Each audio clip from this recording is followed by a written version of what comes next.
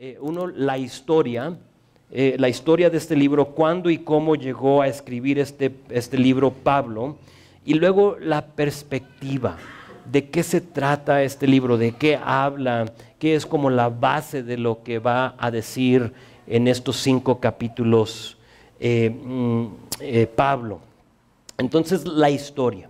Para entender la cronología de la vida de Pablo y cómo llegó a escribir este libro, tengo que empezar, porque no todos estuvieron aquí en Hechos con nosotros, pero quiero empezar con el principio de Hechos. Sabemos que Jesús habla al principio de Hechos y la crucifixión, la resurrección y la ascensión de Jesucristo ocurre, la ascensión en Hechos 1, versículo 9. Y eso ocurre como en el año 32. Si dices 33 está bien, 33 si te gusta más ese número. 32, 33 sucedió eso.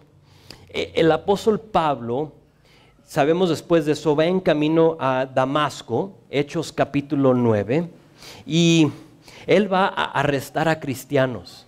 Es un enemigo del evangelio. Odia a Jesús y él va a hacer lo que él piensa es lo que quiere Dios de él, y va a hacer estas cosas, arrestar a los cristianos en el año 37 AD. Entonces 5 años después de que Jesús asciende, y él va a hacer estas cosas, pero en medio de ese viaje sabemos que se le aparece el Señor y le dice: Saulo, Saulo, ¿por qué me persigues? En ese momento Saulo inmediatamente rinde su vida a Jesús, y él pasa un tiempo después de eso conociendo al Señor, porque él pensaba que conocía quién era Dios, conociendo al Señor, a Jesús, por primera vez. Y Dios hace unas cosas maravillosas en su vida, y se puede decir que pasa como por un tiempo de preparación en su vida. Ahora, eso fue en el año 37. En el año 44, Pablo empieza su primer viaje misionero. Entonces pasa un buen tiempo, unos 7 años por ahí, como de preparación, de instrucción con el Señor. En Gálatas dice que pasó un tiempo en el desierto. Entonces ahí nos da como entender un poco más de lo que estaba haciendo Dios en su vida. Y sabes, a algunos Dios les salva y como inmediatamente te pone a trabajar, ¿no? Y empiezas a servir, y yo conozco a algunas de esas personas, mientras que a otros, yo incluido, como que nos tardamos un poco más, ¿no? Y no te sientas mal si es que pues ya tengo rato de cristiano y como que no hago nada. Está bien. Pablo duró un buen tiempo en preparación. Lo que quieres asegurarte es que hagas lo que Dios te ha llamado a hacer, no lo que a ti te dé la gana, ¿no? Por no decirlo de otra manera, ¿sí? Porque a veces así pasa, ¿no? Que pues yo quiero hacer esto y lo otro, pero está bien, pero ¿qué quiere que Dios hagas? O sea, pídele a Él. Y en ese tiempo Pablo se está preparando, pero en el año 44 pues empieza su primer viaje misionero con Bernabé, ¿recuerdan? Y con Juan Marcos. Juan Marcos era el sobrino de Bernabé, y van de ahí de Antioquía de Siria, de esa iglesia, de esa ciudad, van a Seleucia, a Chipre, a Antioquía de Pisidia, otro Antioquía, Iconio, Listra es donde sabemos lo van a apedrar, lo van a dejar como muerto, Derbe, y luego se regresa, así hace el viaje y luego se regresa otra vez a Antioquía.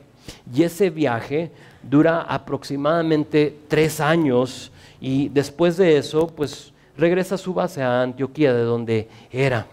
Eso fue en el año 44. En el año 51, 6 años después de su primer viaje misionero, Pablo le dice a Bernabé, no sé si recuerdan en Hechos 15, le dice esto, le dice: volvamos a visitar a los hermanos en todas las ciudades en que hemos anunciado la palabra del Señor, para ver cómo están. Entonces él tenía un deseo, le quedó como una espinita de toda la gente que conoció en ese primer viaje, de regresar a visitarlos. Y le dice a Bernabé: pues vamos, me acompañas como lo hiciste en el primer viaje. Y sabemos que dice Bernabé: pues sí, pero ¿puedo llevar a Juan Marcos otra vez? la historia va que Juan Marcos, como al principio del primer viaje, se rajó, se puede decir, y dijo, no, me regreso. Y se regresó, o sea, no aguantó. Y Pablo le dice esta vez, no, o sea, mejor no. No quiero un estorbo, no quiero que este chavo venga y así como dejó el viaje al principio, no quiero que lo haga otra vez, entonces no quiero que nos estorbe este chavo. Sí, la idea era de Pablo de ir, pero pues Bernabé como que dijo no, o sea, se aferró, no, aunque quiere que vaya su sobrino y pues no pueden llegar a un acuerdo y mejor deciden cada quien agarrar por su lado. Y sabemos que Bernabé toma a Juan Marcos y se va, y Pablo toma a Silas. ¿Recuerdan a Silas? Toma a Silas, que aquí en Tesalonicenses le da el nombre de Silvano. Silvano es el nombre romano de Silas. Entonces es la misma persona y toma a Silas y se van al segundo viaje misionero.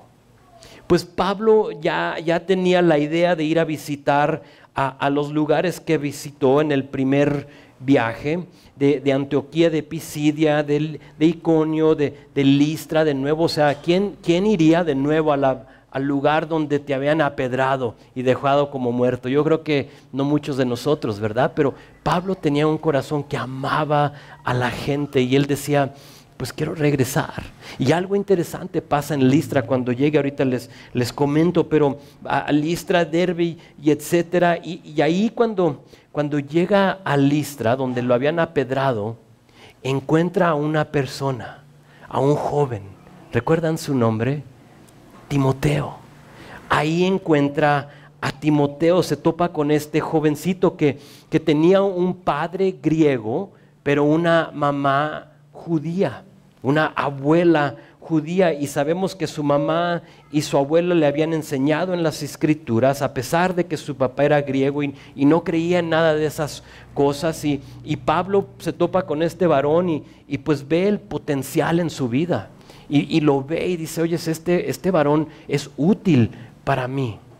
Y lo invita, le dice, oye, ¿nos acompañas en este viaje? Y pues Timoteo dice que sí, y pues se va con ellos. Entonces ahora ya son 3 varones. ¿Sí lo vistes aquí en versículo 1 de Primera de Tesalonicenses? Pablo, Silvano y Timoteo.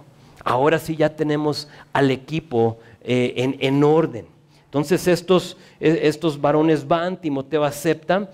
Y nos dice la palabra ahí en Hechos 16 que ellos quieren ir hacia el norte, están en Asia Menor, quieren ir hacia el norte a compartir, pero dice que el Espíritu no les permitió ir hacia el norte. Entonces, bueno, pues vamos como que hacia el sur, y dice que tampoco pudieron ir hacia el sur, y llegan a la ciudad de Troas.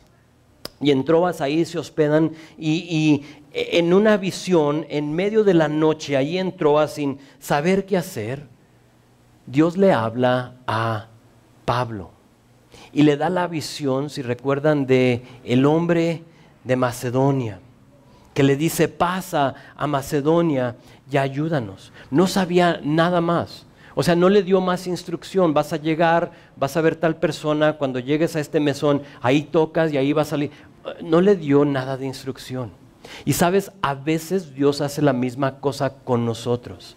Dios pone algo en tu corazón, yo quiero servir de esta manera, yo quiero, me siento que Dios me está llamando a hacer esto, lo otro, pero no te da detalles, solo te dice ve y toma el paso de fe.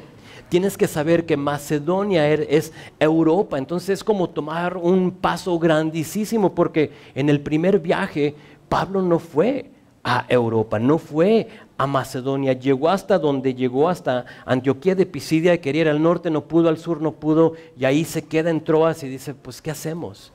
Y Dios manda esta visión, y Pablo, porque sabemos su carácter, no la piensa.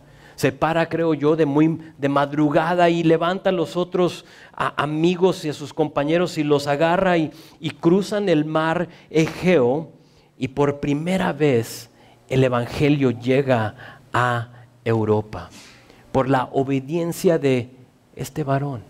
que vio esa visión y dijo, bueno, pues obviamente no podemos ir para acá ni para acá, pero Dios dice, ve para acá, entonces vamos a ver qué pasa. Sabes, siempre es un paso de fe. El servir al Señor siempre es un paso de fe. Si tú sirves al Señor y dices, es que yo puedo, te tengo que pedir que mejor la pienses un poco más, ora. Pero al momento que tú dices, sabes, no puedo, no soy capaz, inútil, débil, todo lo que Primera de Corintios te dice que un servidor del Señor es, cómo se identificó Pablo, entonces ahí ya vas por buen camino. ¿Por qué? Porque es Dios que va a obrar a través de ti. Y cuando Dios hace algo bueno, vas a saber que es Él, no eres tú. Y de esa manera le dijo, ve, está un hombre de Macedonia y dice, pasa para acá, ayúdanos a hacer qué, pues quién sabe, pero ven. Y lo hacen y cruzan, y ustedes saben la historia. Llega a la primera ciudad, es Filipos. Y allí en Filipos, a los que les escribió la carta de Filipenses, que la veremos eventualmente, es Macedonia, llega ahí y en lugar de encontrar a un hombre de Macedonia, encuentra a una mujer de Macedonia, encuentra a Lidia. ¿Recuerdan a Lidia? Él encuentra a esta mujer y le comparten a ella y a otras mujeres que se reunían a un lado de un río. Y Dios, ¿sabes qué hace? Maravillas. Empieza a salvar a la gente ahí en Filipos. Y en este paso de fe, Dios se mostró fiel y llegó ahí donde ellos dijeron, pues cruzamos, no sabemos cómo lo hacemos. Llega Dios y empieza a obrar. Ahí mismo en Filipos sabemos que se topan con una muchacha, no sabemos su edad, yo en mi mente la veo como una niña de 9, 10 años, no sé, pero esta niña tenía un espíritu de adivinación. ¿Recuerdan la niña? Está ahí y lo que hacía esta niña es que ella seguía a Pablo y a sus compañeros en lo que ellos iban me imagino que van por una calle y caray, ahí viene la niña, y se iban a otra y ahí viene la niña otra vez detrás de ellos. Nos dice que los seguía, ¿sí? Y esta niña decía algo verdadero, decía, estos hombres son siervos del Dios Altísimo, quienes anuncian el camino de salvación. Ella estaba hablando cosas reales, pero esta niña estaba endemoniada, tenía un espíritu maligno. Y en ese momento, ya después de varios días, Pablo dice que voltea y expulsa al demonio, a este espíritu que tenía la chica. Y luego los dueños, los varones que no sabemos si son sus papás o quiénes eran los dueños de ella, lo reportan a las autoridades ahí en Filipos. ¿Y sabes qué hacen? Meten a la cárcel a Pablo y a Silas. Timoteo no sabemos qué pasó con él, pero esperemos que estaba ministrándole a alguien más, no nos dice. Solamente sabemos que en la cárcel estaba Pablo y Silas, y allí en la cárcel en Filipos dice la palabra que se oían, según Hechos 18, alabando y orando al Señor. Y todos los escuchaban. Imagínate de tomar el paso de fe, de decir, bueno, Señor, pues lo hago. Tú me llamaste a hacer esto, cualquier cosa, y te esfuerzas a hacerlo solo para que te encarcelen. Y luego dices, ¿qué hago? Yo creo que yo me estuviera quejando. Pero aquí vemos que Pablo y Silas, al contrario, estaban alabando a Dios, estaban orando a voz alta para que los demás escucharan. Y sabemos que Dios, ahí estando en esa cárcel, los libera en una manera como sobrenatural, con un terremoto que mueve a la cárcel, abren las puertas y Dios usa eso para salvar al carcelero, porque el carcelero estaba a punto de matarse, o sea, se iba a caer sobre su espada, porque si se le escapaban los prisioneros, la condena del prisionero ahora era de él. Entonces, si era muerte o azotes o lo que sea, eso le daban al carcelero. Y obviamente había personas ahí que tenían condena de muerte, porque él dice, pues me van a matar, se me escaparon todos, las puertas están abiertas. Y Pablo dice, no, espérate, estamos todos aquí, nadie se ha ido. perfecta oportunidad, ¿no? De como actuar en la carne. O sea, están abiertas las puertas, vamos. Pero Dios tenía otro plan. Y por su obediencia, decir, pues soy preso y aquí me tienen, Pablo puede compartirle al carcelero y sabemos que él y toda su casa llega a conocer al Señor. El tiempo en Filipos termina cuando los magistrados, después de eso, viendo lo que había sucedido, cómo Dios estaba cuidando y protegiendo a estos hombres, cómo es que estos hombres estaban siendo usados por Dios para salvar a muchos y llevarlos al Señor, lo despiden, les dicen, oye, por favor, váyanse de aquí, de esta ciudad. Y Pablo pues obedece, está bien. O sea, no se aferra, también es otra cosa. No te aferres a que, no, yo voy a hacer esto. O sea, que camina en el Espíritu. Que el Espíritu sea el que te dirige. Y si te corren, pues dijo, pues está bien, me corren, me voy. Y sale, y de ahí, de Filipos, llega a la ciudad de Tesalónica, a los quienes les escribió esta carta. En Tesalónica, rápido hace enemigos Pablo, como era su costumbre, ¿no? En todo lugar que él entraba, rápido se hacía sus enemigos. Y sabes, en Tesalónica solo pasa 3 semanas en ese lugar. Dice Hechos 17 esto, te lo leo. Dice, 3 días de reposo Pablo discutió con ellos, declarando y exponiendo por medio de las Escrituras que era necesario que el Cristo padeciese y resucitase de los muertos, y que Jesús, a quien les anunciaba, es el Cristo. ¿Qué debemos de hacer? Compartir la palabra. Él llegó a un lugar pagano, un lugar donde era una colonia romana. Entonces los romanos ya habían entrado, los romanos eran muy astutos, no tomaban una área, una ciudad, y cambiaban todo o forzaban a todos que sean romanos. O sea, decir, te vas a vestir como nosotros, vas a hablar, vas a leer. No, eran un poco más vivos que eso. ¿Sabes lo que hacían? Es que llegaban y tomaban una ciudad como Tesalónica y en los mercados, en las áreas donde la gente acostumbraba a ir, ponían los puestos de ropa romana, ponían las escrituras y los libros y las lecturas, todo lo romano, y poco a poquito dejaban que la gente lo viera. Y luego ves a la persona en la calle que trae la túnica de moda del año, ¿qué sería? 50 y tantos, en la calle, y caray, se ve muy padre. Y luego dices, oye, ¿y esa dónde la compraste? Es que hay una tienda allá en el mercado y ahí venden ropa, y llegas y luego de repente solos, poco a poquito, se convertían en romanos. O sea, se adaptaban a lo que el romano hacía, y así no forzaban a nadie. Y sabes, es el peligro que tenemos nosotros como cristianos, ¿no? De ver al mundo y decir, pero es que eso está en moda, entonces yo lo quiero. Batallo como un montón para comprarle ropa a mi hija de 16 años, porque digo, ¿no vas a ponerte eso? ¿Estás loca? Y veo, y allí en Altasia, donde vaya, todas las chicas lo traen, y digo, o sea, Señor, ayúdame, porque es lo que la está jalando, ¿no? Es la moda.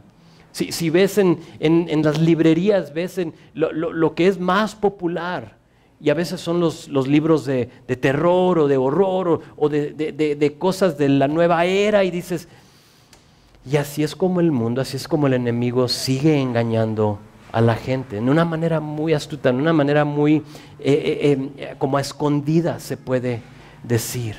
Y eso pasaba en Tesalónica, pero Pablo no se preocupaba de eso. No llegaba con las chicas, quítate eso y no uses eso y tires el libro. Él se enfocaba en la palabra. ¿Por qué? Porque la palabra y solo la palabra cambia vidas. Yo te puedo decir hasta que me canse, hasta que me ponga morado en la cara de que no uses algo o no te pongas esa ropa o lo que sea. A mí no me vas a hacer caso. Pero cuando tú lees algo y dices, caray, tengo que vestirme como modestamente porque la palabra me lo dice. Ahí cambia la cosa. y ya no tienes que ser como el romano, sino que puedes vivir según lo que dice la palabra de Dios. Y yo no te tengo que estar manejando la vida, ¿no? Que quita esto, no oigas eso, no. No es mi lugar. Mi lugar es hacer lo que hacía aquí Pablo. Él exponía las Escrituras y hablaba de Jesús. Pues de ahí sabemos que unos aceptaron, unas mujeres nobles, unos griegos, diferentes personas aceptaron al Señor, pero muchos se enojaron. Y se enojaron con él estos hombres que se enojaron buscaron, dice la palabra, a hombres ociosos. Y sabes, los hombres ociosos solo sirven para una cosa, y es para lo que hicieron aquí, para crear un alboroto. Y dicen, haz un alboroto y hablen de estos varones que están como volteando el mundo al revés. Y están haciendo las cosas mal y están dando doctrina y todo esto y no nos gusta y échalos fuera. Y es tan gran el alboroto que a Pablo lo tienen que de noche enviar para afuera.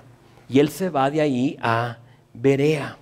Entonces en Berea, Pablo comparte de nuevo la palabra, pero se dan cuenta los de Tesalónica, porque no estaba muy lejos, que Pablo estaba en Berea y ¿sabes lo que hacen? Vienen tras de él. Vamos a sacarlo, vamos a echarlo fuera de ahí. Y también en Berea huye, y aquí es donde como que se dividen.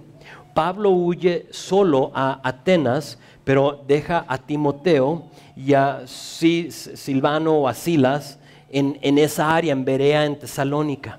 Y Pablo sigue adelante, él deja a aquellos hombres ahí y él se va a Atenas, y de Atenas se va a Corinto. Y en Corinto, sabemos la historia, se topa con Aquila y Priscila. Eran dos personas que habían sido echados fuera de Roma creemos por su cristianismo, no estamos seguros, pero están ahí, no sabemos si ahí les dio de conocer el evangelio o ya lo sabían, pero llegan estas personas y ahí se pone a trabajar Pablo con ellos. Pablo, sabes, predicaba, pero también hacía tiendas de campaña, o sea, él tenía su oficio, trabajaba con sus manos para no ser carga a nadie. De hecho, que les va a recordar a los tesalonicenses en lo que vemos la carta. Pues ahí, trabajando, llega Timoteo y Silas, y se encuentran, se topan con él ahí en Corinto, y Hechos 17, versículo 5 dice esto: Pablo estaba entregado por entero a la predicación de la palabra, testificando a los judíos que Jesús era el Cristo. Así como lo hacía en Tesalónica, lo hacía en Corinto, en Berea, en Éfeso. Era la costumbre de Pablo, y cuando llegan estos varones lo encuentran haciendo lo mismo.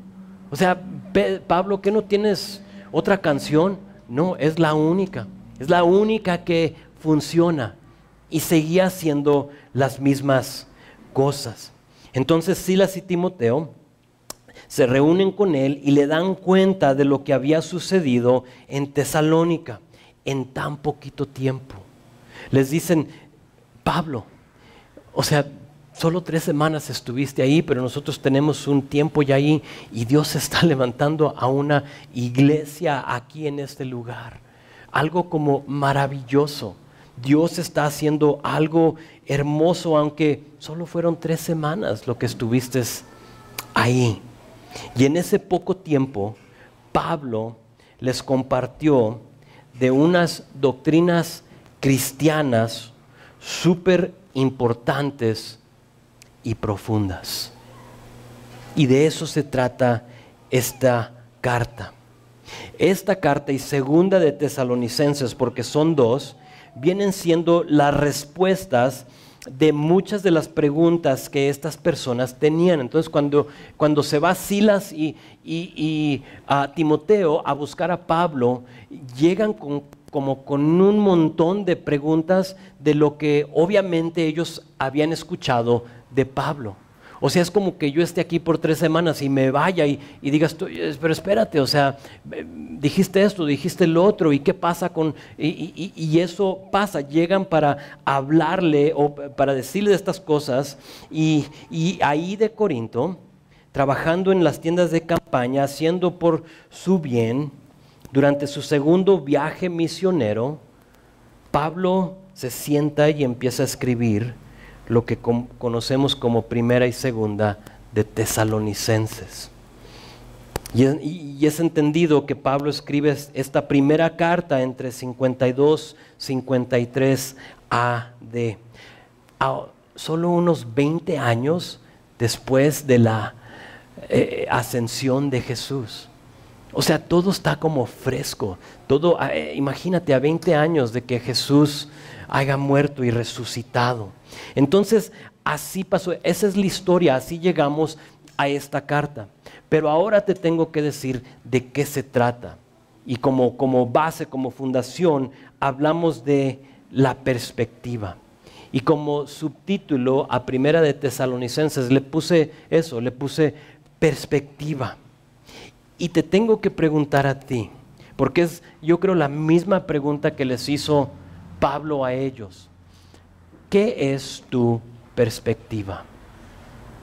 ¿Tienes tú una perspectiva horizontal o de otra manera mundana? ¿O tienes una perspectiva vertical o se puede decir celestial? ¿Cuál es tu perspectiva? Pablo en esta primera carta contesta las preguntas que tenían acerca de nuestro futuro, de nuestro fin, de una pregunta que a lo mejor tú te has hecho: ¿de qué se trata esta vida? ¿Nunca has preguntado eso? Yo recuerdo antes de conocer al Señor hacer esa pregunta. O sea, nada me va bien. Estoy tratando de meterle ahí a mi vida un montón de cosas y nada funciona. Entonces, ¿de qué se trata esta vida? Y depende a quién acudes y a quién buscas, te van a decir diferentes cosas, ¿no? El mundo te va a decir que, pues, que te diviertas, que hagas todo, o sea, tú diviértete aquí, haz lo mejor que puedas por ti mismo, esfuérzate a obtener un montón de cosas materiales para que vivas la mejor vida aquí. Y eso se puede decir, no malo, tengo que decirlo, no es malo obtener cosas, tener coche, carro, vacaciones, cuenta de ahorros, todo lo demás. Nada es malo siempre y cuando no es tu perspectiva. Si tú puedes mantener eso, pero tener una perspectiva vertical, entonces estás bien. Creo que está bien, no pasa nada. Pero tienes que saber que la vida no consiste de solo el tiempo que pasas aquí en este mundo. Y muchos de nosotros vivimos así. ¿Qué voy a hacer? ¿Cuántos te gustan? ¿75 años de vida? Un promedio. En Estados Unidos el promedio del varón son como 72 años. Entonces, tengo 72 años de vida. ¿Qué voy a lograr en ese tiempo para dejarles a mis hijos, para asegurarme que deje un legado aquí, de que todos me conozcan y que sepan mi nombre y que tal vez algún día aquí en el centro tenga como una estatua de mi vida, ¿no? Y que digan, oh sí, él fue el varón aquí que, ¿sabes? Hizo esto y logró lo otro y logró un montón de cosas. No se trata la vida de eso. ¿Sabías que nuestra felicidad, nuestro propósito como seres humanos y nuestro gozo lo vamos a encontrar aquel día cuando Jesús regrese por su iglesia? Es cuando de veras vas a encontrar todo eso. La razón por la cual fuiste creada, te vas a dar cuenta que es eterna, es celestial, es vertical, no es horizontal. El hecho de que Jesús va a regresar por su iglesia, y evidentemente Pablo les había hablado de estas cosas porque de eso se trata esta carta, pero el hecho de que Jesús va a regresar por su iglesia viene siendo una verdad bíblica que seguido se nos olvida o que para algunos no sabíamos que existe. O sea, digo eso y tal vez para ti es como primera vez que escuchas que Jesús va a regresar por ti. Pedro, en su primera carta, primera de Pedro, identifica a los que les escribe, porque él les escribía a un grupo de personas que habían sido esparcidos, están perseguidos, entonces han huido, ¿sí? Y a ellos les habla y les está escribiendo y les dice esto, que son expatriados. Otra palabra se puede decir, creo que una de las traducciones les llama peregrinos. O se puede decir alguien que viene de un lugar extranjero a otro lugar para vivir a un lado de los nativos. Y eso es lo que les está diciendo Pedro. Ustedes son peregrinos, o sea, vamos nomás de pasada aquí en este mundo. En nuestro caso, para ti, para mí, para toda persona que ha puesto su fe y su confianza en el Señor, es esto, es aquel quien su tierra nativa es los cielos y que vive aquí en esta tierra. Por eso le di el nombre perspectiva, porque muchos vivimos lo opuesto. Muchos, en muchos casos, nos hemos hecho ciudadanos de este lugar y nos hemos olvidado de nuestra tierra nativa. ¿A poco no? Y empiezas a pensar en tu vida. ¿Sabes cómo puedes saber? ¿En qué piensas más? ¿Qué es como tu enfoque de tu vida? Tengo que lograr esto, tengo que comprar lo otro, tengo que estudiar más, ¿qué es tu enfoque? O sea, cuando tú te paras en la mañana, ¿qué es como la primera cosa que te viene a la mente? ¿Sí?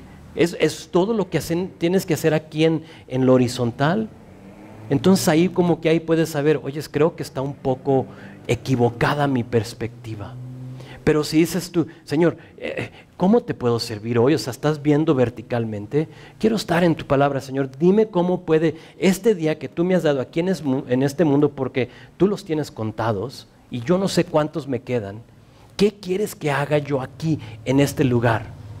Y luego te pones como tu enfoque, y luego ya ahora vas a hacer todo lo demás que tiene tu vida, porque ya vas con eso en mente. Y cuando sabes, se te poncha la llanta a medio camino, que vas a una junta como súper importante, ya no estás todo frustrado, que no sabes, Dios, que yo tenía esta junta y lo demás. Ahora dices, Señor, ¿qué onda? ¿Qué quieres que haga con esto? ¿Me vas a traer a alguien para que le comparta? O como con el taxista, ¿recuerdan mi historia del taxista que la regué? O sea, ahí me lo puso el Señor, estaba como listo para la cosecha, y yo aquí preocupado en mi vida, voy a hacer esto y lo otro, y se me perdió la oportunidad. ¿Qué es tu perspectiva? Entonces, si no somos de este mundo, ya hay un futuro eterno y Jesús va a regresar por su iglesia. ¿Dónde en la Biblia lo dice? O sea, ¿cómo sabes que yo no me lo estoy inventando? Aquí en Primera de Tesalonicenses, Primera de Corintios capítulo 15 también te habla de esto. Pero en este libro Pablo se dirige al regreso de Jesús por su iglesia. Pablo en el poco tiempo que estuvo en Tesalónica, se le hizo importante hablarles de esto. ¿Por qué? ¿Por qué? Porque, como ya dije, para nosotros es muy fácil perder la perspectiva, es muy fácil vivir para este mundo y olvidarse que hemos sido diseñados para vivir en otro. Y eso pasa. Y sabes, no creo que lo que vamos a hablar, lo que estoy por decirles, como que es muy difícil para entender, porque no lo es. Aquí Pablo a personas que tenían 3 semanas en el Señor o menos, les empieza a hablar de estas verdades bíblicas. Cosas que muchas veces del púlpito hay que no hablar de escatología. ¿Sabes lo que es la escatología? Es hablar de los fines del tiempo, de las cosas del final, de qué va a suceder, de apocalipsis, de profecía, de todo eso. Y mejor lo evitan, porque pues no queremos asustar a la gente, o es tan profunda la idea que el feligrés común no lo va a entender. Y no es verdad. 3 semanas y Pablo ya les está dando todo esto. Y a veces nosotros queremos enterrar, si lo puedo decir de esta manera, enterrar las estacas de nuestra tienda de campaña aquí en este mundo, cuando solo somos pasajeros, solo somos peregrinos. O sea, llegamos y encuentras tu lugar para tu tienda de campaña, tu vida, y empiezas a darle a las estacas, ¿no? Y que no se me vaya esta carpa. Si has andado así en el campo, tú sabes, si no lo hiciste bien, a medianoche dices, ¡ah, caray, qué pasó! Es porque no le pusiste las estacas bien. Y a veces queremos hacer eso en nuestras vidas, donde tenemos las estacas tan profundas que cuando dice el Señor, haz esto, haz lo otro, ya no puedes, porque estás tan involucrado en esta cosa, sea lo que sea, que ya no puedes y te olvidas que no fuiste diseñado para eso, que eres un peregrino. En los primeros 4 capítulos, en el 5º también, pero en los primeros 4 capítulos de este libro, Pablo habla de lo que debe ser nuestra perspectiva, el reino de los cielos. Si tomas notas, escribe esto. Tal vez puedes poner mi perspectiva y lo que tú veas como lo que es, y luego la perspectiva de Dios, y ahí puedes poner el reino de los cielos, que Jesús regresa por su iglesia y que nuestro fin es vivir en una eternidad con Él. De eso se trata, que Jesús va a regresar por su iglesia. Véanlo conmigo rápido, ahí en capítulo 1, ve versículo 10, pero empezamos y leo versículo 9. Dice esto, dice, cómo se convirtieron de los ídolos, hablando o animando a los de Tesalónica, les dice cómo se convirtieron de los ídolos a Dios para servir al Dios vivo y verdadero. Y luego dice, checa esto, y esperar de los cielos a su Hijo, al cual resucitó de los muertos, a Jesús, quien nos libra de la ira venidera. ¿Sí lo vistes? Ahora ahí donde estás, busca en capítulo 2, versículo 19. Dice esto. Dice, porque ¿cuál es nuestra esperanza, o gozo, o corona de que me glorie? ¿No lo son ustedes o vosotros? Delante de nuestro Señor Jesucristo en su venida. En su venida. ¿De qué está hablando? De su venida, 2 veces, ¿no? Y luego ve capítulo 3 conmigo, versículo 13. Dice esto, para que sean afirmados vuestros corazones. Dice, irreprensibles en santidad delante de Dios nuestro Padre, en la venida de nuestro Señor Jesucristo con todos sus santos. ¿Sí están viendo ahí el punto? O sea, ¿de qué debe de ser nuestra perspectiva? Y luego, lo clásico, capítulo 4, versículo 17. Dice esto, luego nosotros que vivimos, los que hayamos quedado, seremos arrebatados juntamente con ellos en las nubes para recibir al Señor en el aire, y así estaremos siempre con el Señor. Pablo creía y enseñaba el regreso inminente de Jesucristo, que el Señor puede regresar en cualquier momento. Y por eso es que tu perspectiva importa. ¿Cuál es tu perspectiva? Nosotros como Calvary, porque lo que acabo de leer ahí de ser arrebatados, lo conocemos como el rapto. ¿Se han oído del rapto? El rapto es cuando va a ser esto, vamos a ser arrebatados. Jesús va a regresar, ahorita hablo de eso, va a regresar y va a tomar a la iglesia, a nosotros, y nos vamos a juntar con Él en el aire y vamos a estar con Él por la eternidad. Se puede decir que ahí empiezas a vivir. ¿Sí? Dice uno, es que ahí terminó mi vida. No, no, ahí empiezas a vivir. Para eso fuiste diseñado. Para algún día es la esperanza que tenemos en el Señor. Pero si nomás te digo eso y no te digo lo que te voy a decir, entonces te puedo dejar un poco confundido. Y como Calvary, nosotros creemos en lo que se conoce como el rapto pre-tribulación. ¿Ok? Hay varios puntos de vista. Pre-tribulación. Hay algunos que dicen, y dices, ¿qué es la tribulación? Ahorita te digo. Pretribulación es que esto va a suceder antes de la tribulación. Hay algunos que enseñan que es en medio y hay algunos que dicen que es al final de la tribulación. La tribulación es un tiempo de ira donde Dios va a derramar su ira sobre este mundo.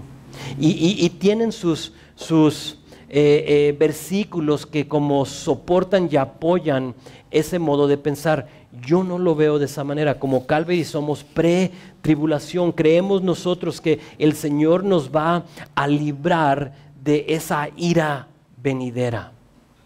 Te digo por qué. Porque ahí ve 1 de Tesalonicenses 5, versículo 9. Dice esto. Dice, ¿no nos ha puesto Dios para qué? ¿Sí estás ahí? Para ira, sino para alcanzar salvación por medio de nuestro Señor Jesucristo. Siendo que la tribulación de Apocalipsis es el tiempo donde Dios derrama su ira sobre la tierra, se me hace como inconsistente que nos promete aquí que no vamos a sufrir ira y luego dejarnos sufrirla. ¿Sí estás conmigo? O sea, ¿por qué lo va a decir aquí y luego después, si vas a pasar por la tribulación? Y si ves bíblicamente, desde Génesis, ves que Dios siempre ha salvado a su gente de la ira. Piensa en Noé. Antes de que llegue el diluvio, ¿qué hizo? Guardó a Noé, ¿no? Los puso a él y a su familia en el arca. O sea, es lo que hace Dios. Pienso en Lot y su familia. ¿Recuerdan antes de que descienda el azufre y fuego sobre Sodoma y Gomorra?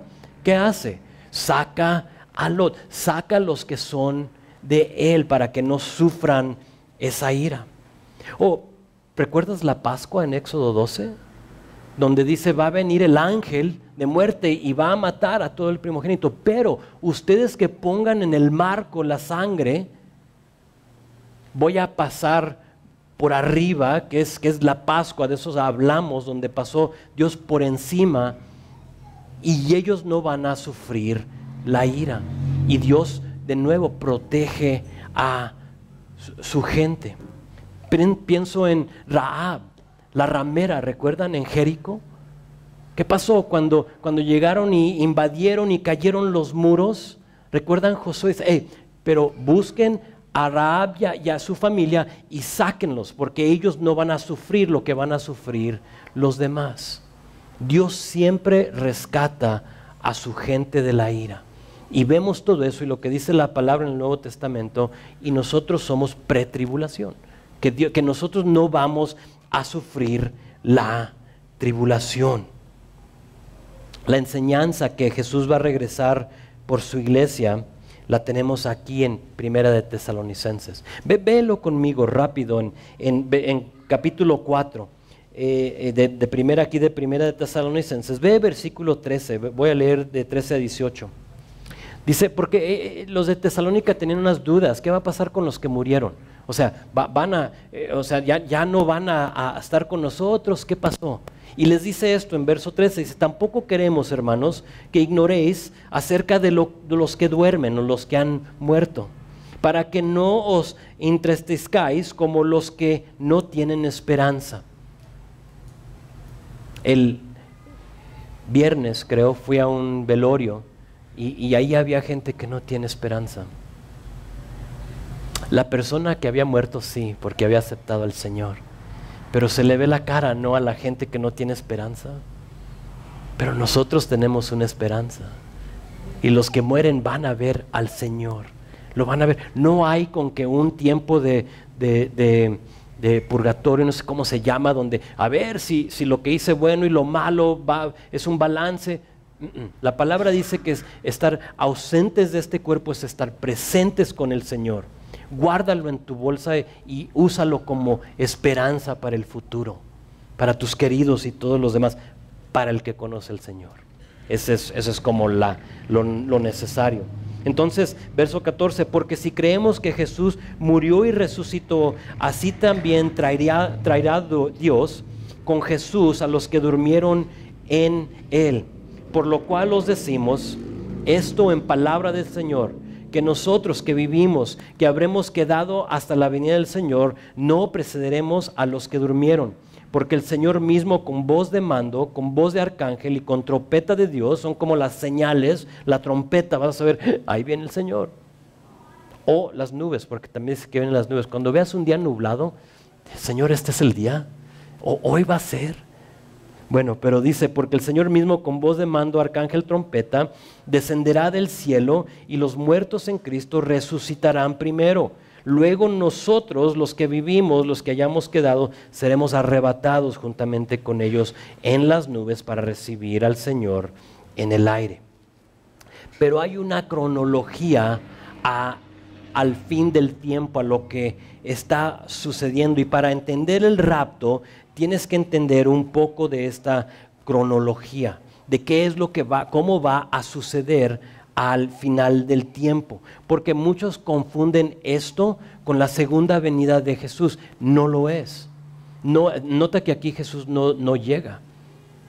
Nosotros vamos hacia Él a las nubes, ¿no? No es la segunda venida de Jesús. Tengo aquí como una línea de tiempo y les quiero dar un desglose sencillo de los tiempos finales. Tal vez en lo que lo hable puedes tú ver aquí arriba, pero los tiempos finales serán iniciados por el rapto. Nosotros estamos en lo que se conoce la edad actual de la iglesia, ahorita, hoy. Pero se llega el punto, nosotros pretribulación, donde se ve el rapto de la iglesia. Y es cuando vamos a estar reunidos con el Señor por la eternidad. ¿Quién como anhela ese tiempo? ¿Ninguno de ustedes? ¿Alguien anhela ese tiempo? O sea, yo lo quiero. Y al mismo tiempo digo, Señor, pero salva más gente, por favor. Pero yo deseo estar en su presencia para siempre. Eso le da paso a lo que es la tribulación detallada en, si tomas notas, Apocalipsis 6 a capítulo 19. Esa es la tribulación. La tribulación es ese periodo de 7 años que se ve ahí donde va a tratar Dios primordialmente con Israel. Con Israel. La iglesia ya no está en el mundo, entonces ahora el enfoque de Dios es Israel. Y va a haber una decepción, un engaño de una persona que conocen como el anticristo. Si tú dices, es que a mí jamás me van a poner el 666 en la frente. Si eres cristiano, tú no vas a estar aquí para eso. Olvídate tú de eso, que no. Si te ha causado como falta de sueño, porque ¿cómo le voy a hacer? O me van a decapitar, porque tú no vas a estar aquí. Pero todo aquel que no acepte al Señor, lo va a sufrir, lo va a vivir. Tus queridos, tus familiares, tus compañeros de trabajo. Por eso es que como iglesia, ¿qué es nuestro propósito? Hechos 1:8, ser testigos, ¿no? Llenos del poder, ser testigos para que ellos no tengan que sufrir esto. No me lo inventé. El anticristo va a ganar control mundial con su promesa de paz. Va a venir a decir, va a haber una paz mundial. Y así se va a ganar a la gente. Y él va a ser ayudado por una persona llamada el falso profeta. Ese falso profeta va a ser encargado del sistema religioso durante este tiempo. A los mediados de los 7 años, ahí donde dice la desecración del templo, se descubre el anticristo. ¿Y quién es? Y él detiene los sacrificios de los judíos, los sacrificios, las ofrendas, todo lo que hacían anteriormente se va a volver a hacer, pero él se va a descubrir, van a saber que lo engañó a todos. Y en lugar de sacrificios, ahí donde están haciendo los sacrificios, él erige una imagen de él mismo y él forza a que todos alaben al Señor. Puedes leer de esto en Daniel capítulo 9, Daniel capítulo 12, Apocalipsis 13. Y ahí él erige esta cosa y dice, todos tienen que alabar, así como Nabucodonosor, ¿no? Algo similar así. En esos 3 años y medio que quedan, son derramadas lo que conocemos las copas de Apocalipsis 16, donde dice la gran tribulación. Y allá hay un montón, no tengo tiempo para hablarlo todo, ya me pasé, pero van a ser pestilencias, plagas, aguas convertidas en sangre, terremotos, fuego, etcétera. Pero aún viendo todo eso, dice la palabra que blasfemiaban a Dios y no se arrepentían. Y dices tú, ¿cómo puede ser? Si ahorita cae granizo del tamaño de un suru, yo creo que yo me entregaría al Señor. Eso va a suceder. Y aún así se van a esconder y van a blasfemar al Señor. Todo eso pasa durante la gran tribulación. A los finales de la gran tribulación o de la tribulación, Jesús regresa con su iglesia. Es la segunda venida de Cristo. ¿Quién crees que es su iglesia?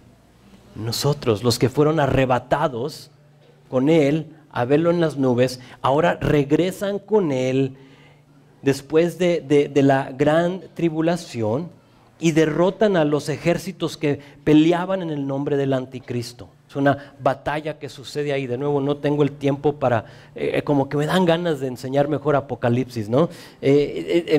Pero ahí pasa eso. Y en ese momento Jesucristo apresa o captura al anticristo y al falso profeta, y ahí lo conocemos como la segunda venida de Jesús. Y encarcela a estas cosas en un lugar de fuego por 1000 años. Puedes leer de eso en Apocalipsis capítulo 20. En esos 1000 años Jesús establece un tiempo como el que se conoce como el milenio. Durante el milenio va a ser un periodo de paz, un periodo de prosperidad, y Jesús y su iglesia gobernará el mundo. No sé cómo. No nos da detalles de si vamos a andar nosotros volando, así como los Avengers, o qué va a pasar. Nosotros vamos a estar con el Señor, entonces vamos a gobernar, pero vamos a estar en un estado glorificado. Entonces no sé exactamente cómo va a pasar. Solo sé que vamos a estar ahí con ellos. Después del milenio, estoy por terminar. Todavía no, pero casi. Después del milenio, Satanás es suelto una vez más para engañar a los que vivieron durante el milenio. O sea, aunque todo esté perfecto, haya paz mundial, lo que todos anhelamos, y decimos, si nomás tenemos paz, todo estuviera bien. ¿A poco no? Y no es cierto, porque en estos 1000 años va a haber paz mundial, y aún Satanás va a ser suelto y engaña a muchos de los que vivieron durante el milenio. Y en Apocalipsis 20 vemos que Satanás levanta un ejército para guerrear contra Dios, y en poco esfuerzo Dios desciende, dice la palabra, y con fuego los consume así. Fin. Se acabó. Dios lanza una vez más al diablo, la bestia y al falso profeta al lago de fuego, pero ahora sí por la eternidad, donde dice que serán atormentados día y noche por los siglos de los siglos. Esta vez sí es para siempre, para jamás salir de ese lugar. De ahí Dios establece el nuevo Jerusalén, donde vemos el estado eterno, donde puedes leer ahí Apocalipsis 21 y 22, te habla del nuevo Jerusalén, donde estaremos con Él por la eternidad, donde dice la palabra que Él, ¿sabes qué va a hacer? Va a enjuagar toda lágrima. Ya no va a haber lágrimas, ya no va a haber dolor, ya no va a haber muerte, ya no va a haber hambre, ni llanto, nada de eso. Y así termina la historia. O se puede decir, así empieza la historia. Para eso, hermano, hermana, has sido creado. No para sufrir eso, sino para el estado eterno, para cuando vamos a estar con el Señor, para siempre. Y Pablo le escribe a los de Tesalónica porque tenían estas dudas, tenían preguntas, incertidumbre. Y Pablo, vamos a ver a través de esta carta, les ayuda a mantener una perspectiva correcta. Y de eso se trata. Ya me pasé mucho, tengo más que decir, pero les quiero recordar que hemos sido creados para mucho más que este mundo. Mucho más. Si este mundo te deprime, si este mundo te agüita, está bien. Lo debe de hacer. Porque no fuiste creado para este lugar. Ahora disfrútalo. Aprovecha el tiempo aquí. No vivas una vida ociosa, porque Pablo va a hablarle a aquellos que decían, pues viene el Señor, entonces a vender todo y a esperar así verticalmente que llegue el Señor. Disfrútalo. Cumple Hechos 1:8. ¿Sí? Trata de llevarte todos los que puedas contigo, pero no pierdas el enfoque. Yo no me puedo imaginar lo hermoso que va a ser nuestra eternidad. Leo Apocalipsis 21-22, leo del futuro y me enamoro de esas cosas, pero aún no lo puedo percibir en mi mente finita. ¿Cómo va a ser, Señor? O sea, no lo entiendo. ¿No va a haber mar, de veras? ¿Pero va a haber un río? Ok, puedo pescar ahí en el río. Está bien, me gusta mucho la pesca. Al que le gusta surfear, olvídate, no va a haber mar. Pero creo que no te va a importar. Vamos a estar, la palabra dice, alabando al Señor día y noche, entregando tus coronas delante de Él, y a ver si nos toca en estos tiempos hablar de eso. Pero vamos a hacer esto, vamos a orar, vamos a